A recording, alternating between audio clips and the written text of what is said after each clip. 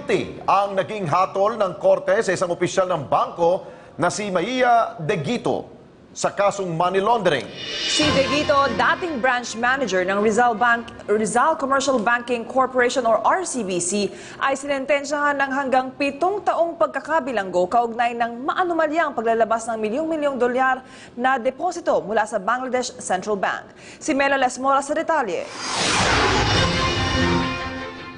Sa promulgation ngayong araw, hinatulang guilty ng Makati Regional Trial Court Branch 149 ang dating branch manager ng Rizal Commercial Banking Corporation o RCBC na si Maia Santos De Guito. Base sa desisyong nilagdaan ni Presiding Judge Cesar Ontalan, pinapanagot si De Guito sa 8 kaso ng money laundering kaugnay sa kinasasangkutan niyang 81 milyong dolyar na Bangladesh Bank heist noong 2016. Ang sintensya sa kanya, 4 hanggang 7 taon ng pagkakabilanggo sa bawat kaso. Pinagmumulta rin siya ng aabot sa mahigit 100 milyong dolyar. Hindi pa final at executory ang hatol ng korte at ayon sa kampo ni De Guito, iaapela pa nila ito. Sa ngayon, nananatiling malaya si De Guito matapos makapagpiyansa noon at hindi pa rin siya makukulong hanggat wala pang pinal na desisyon sa kanyang kaso. Gayunman, lubos na ikinalungkot ni De Guito ang nangyari. She's dejected. She's a